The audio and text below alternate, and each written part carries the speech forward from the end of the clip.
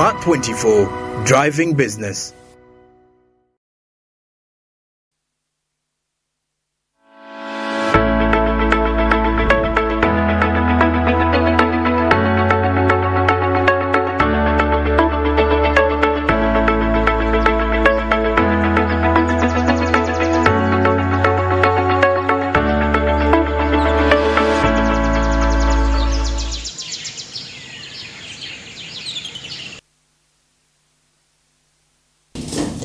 Well, we're back from the break. You're still watching Smart Means Business, and of course, as we're getting deeper into understanding the idea of partnerships, the economic partnerships that is between two countries, and this time around the Uganda-Nigeria Business Summit, which was happening yesterday, is bringing us into this kind of discussion. But well, ZABU is something that we keep on reminding you, and you should be part of the investment with the ZABU platform. And obviously, as we continue to grow together with the ZABU platform, all you need to understand is ZABU is here for you. *292# is the USSD code that you definitely need to use to kickstart off your investment and be part of the ever-evolving world of investment. ZABU, a platform by Alltech East Africa, says do something new. Well, which something new can you do today?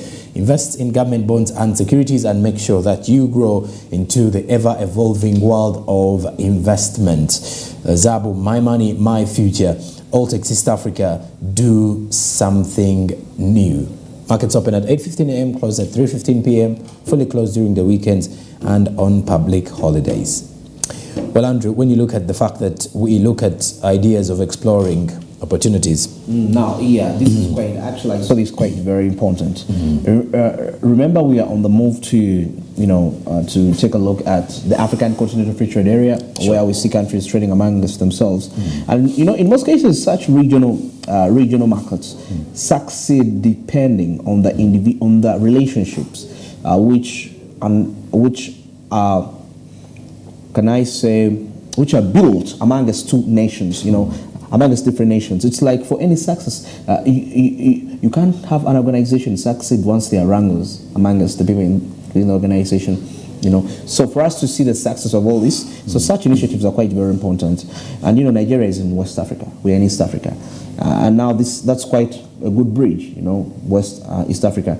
It was all just because of these boundaries which were created, and sometimes I feel like it's just the colonial mindset, as we shall hear in these discussions, of no, this is West Africa, this is East Africa, this is North Africa. But you remember in mathematics when we studied the common factor is Africa. So it should be the bigger picture. I mean, I don't care whether West or South, because we are all black people, we are on the same continent. That's why America is a superpower. Once they realize that secret, I'm from the East Coast, it doesn't matter. We're all the United States of America, not divided, thinking of economy. Now, this is quite very good, and I was so happy with this. I was really happy with this, and Ugandans can go out there and do businesses, and Nigerians can go, because Nigeria has a population of about 200 million. So imagine if you have an established business, okay, it may not be really established, but it could be even developing, because now for example, now here, the president of Chief Awuno is the president of the Nigeria Chamber of Commerce.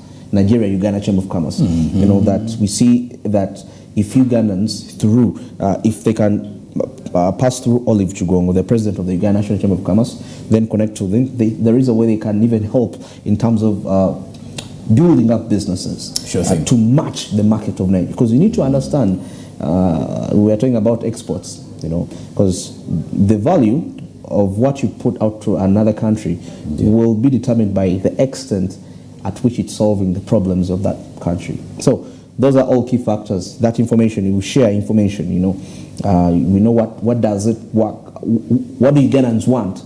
If that's what Nigerians know, if Nigerians get to understand what Ugandans want, then what we import, it's going to be of effect.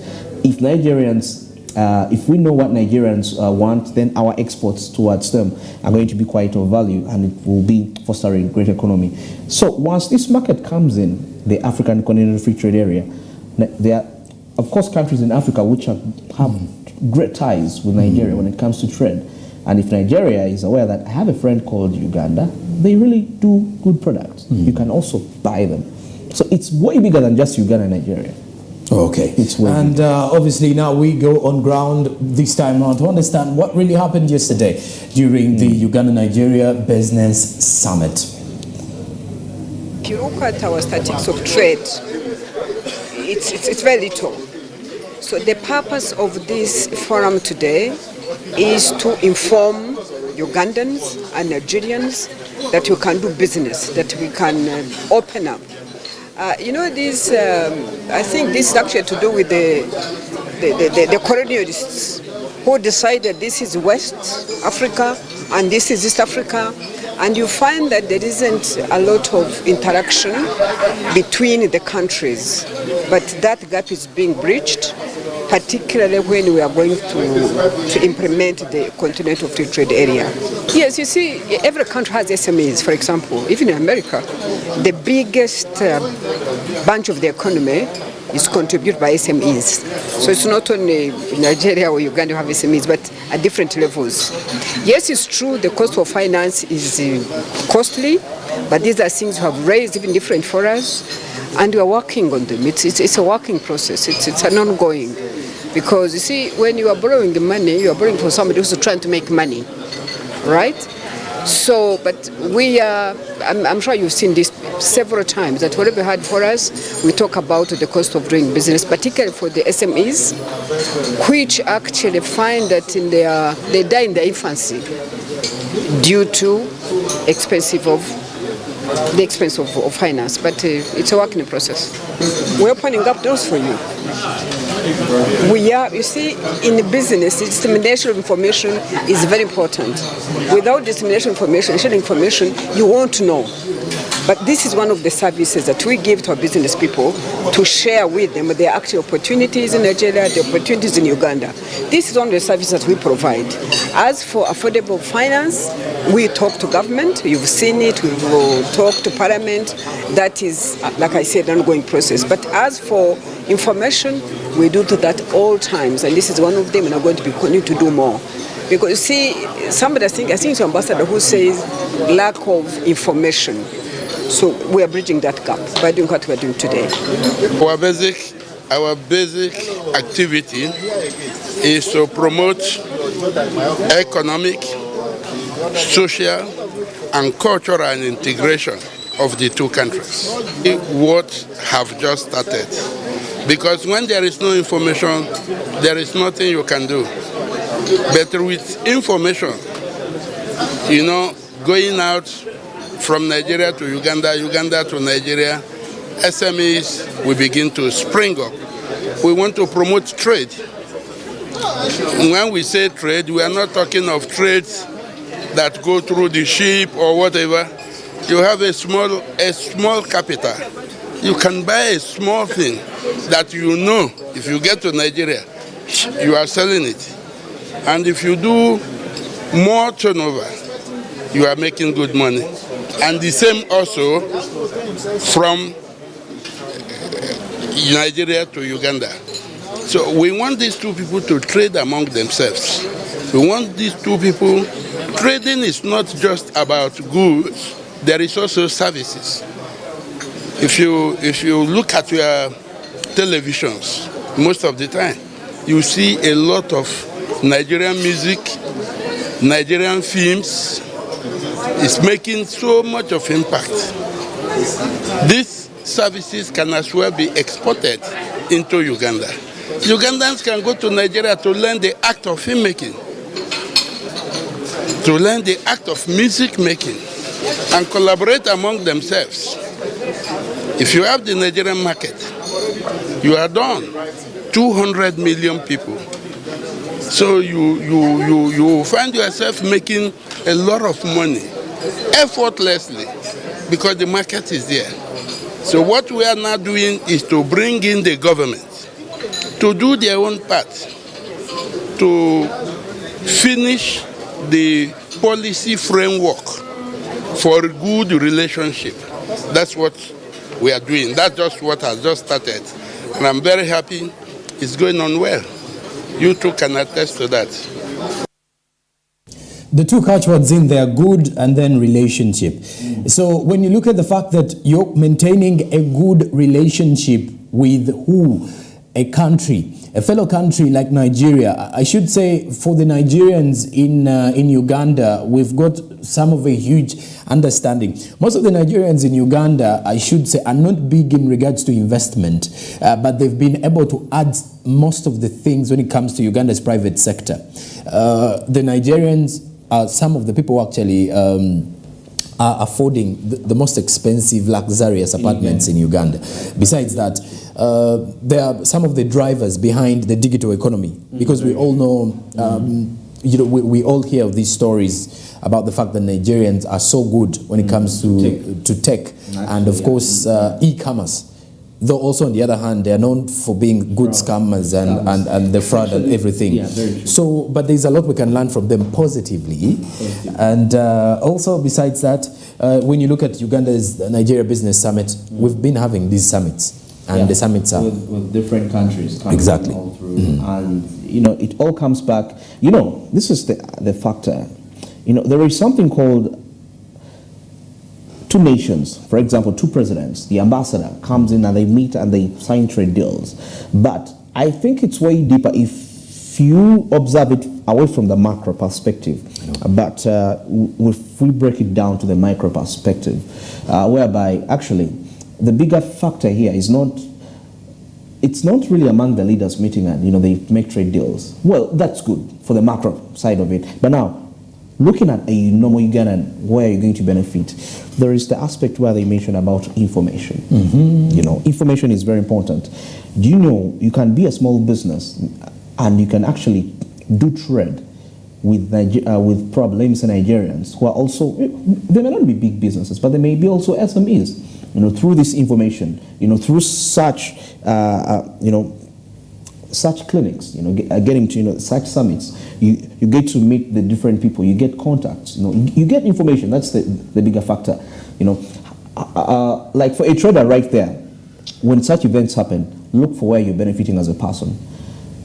Because if you sit down and say, our president met with a president of this country, now everything is going to be okay. You have a right to really dig deep. It's like, what does the Nigerian market really want? And this is not information you're going to get from internet, because internet, they'll just put, some of it is edited. But if you are able in position to find ways you can reach within on ground and get action, be like, actually, this is what Nigerians go through. This is what these citizens go through. If such a thing is developed, if such a service is given to them, probably life can be made much more easy. That's the bigger picture here. But now this is intel you've gotten out of you as a trader trying to find out, or if you can go on ground and find out what's really happening there.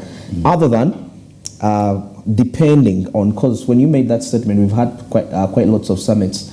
The big question here where the trader used to ask yourself, if you're trading in Uganda and probably you've even been there, what impact have they made to you? Yeah, I know. How far? Now the question I would also ask you, how far have you gone in terms of establishing intel, business intel on ground, not intel you get from the internet? Now when they talk about information, it's networking. When you network with the different Nigerians, individuals doing business on a normal basis. Yeah. Of course, you may not be in position to meet the billionaires because what they do, but with what you can afford, you find ways to communicate. If Ugandans can actually trade in the UK and they come out, how come here in Nigeria, within Africa, and they're doing what may fail us? Exactly. People get things from Dubai. You talk to somebody here. I mean, you be like, okay, I want to trade this. People put things on the plane. They do business like that, and this is small scale. Now you can only do that if you are informed. Exactly. And of course, remember to keep yourself more informed and getting yourself more information on Twitter. We are at Smart24 TV now. Please do remember to follow us more as well on Facebook, Smart24 TV official, and keep up to speed with real-time business updates, both local and international, on our website, www.smart24.tv/news. And also, besides that, remember our YouTube channel is Smart24 TV Live. Please do remember to subscribe I'm Jerome Paul Sonko, Andrew Berige here to take you through the idea of business every other morning from 6:30 a.m. till the hour of 9:50 a.m. And as we're signing out, please do remember to subscribe to the Zabo platform and make sure that you grow your investments. And with the Zabo platform, it is very possible, very easy, and very pertinent for you to kickstart off your investment with them. Use the NIN to register, and after that you will be able to invest in the next 24 hours or so. Zabo is a platform by Altex East Africa,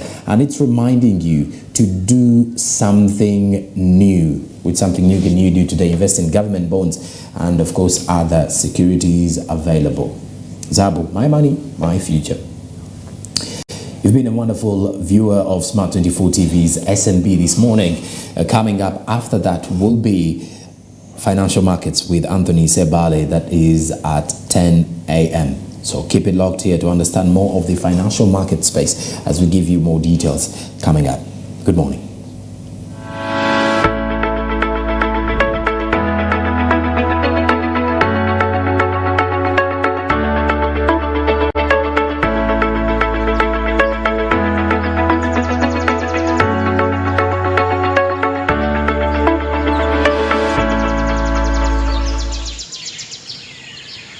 Up next on Smart24 TV.